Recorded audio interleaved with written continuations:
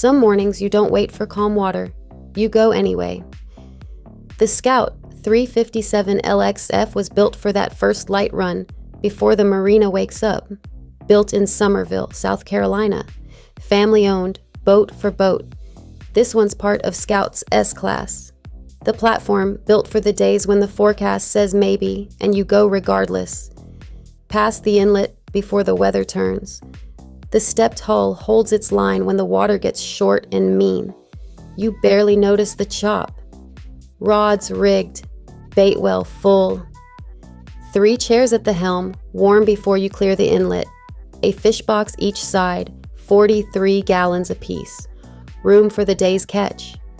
The aft bench flips to a prep table in seconds. The foredeck camera keeps an eye on the anchor while you're rigging up.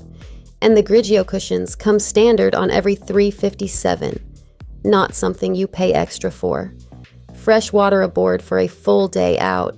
3 heated chairs mean nobody's cold running home in the evening. This isn't a boat you look at on a Saturday, it's a boat you live on by 8 in the morning. For full specifications and availability, visit yachtspecsdirect.com. I'm Kaya from Minted Yachts.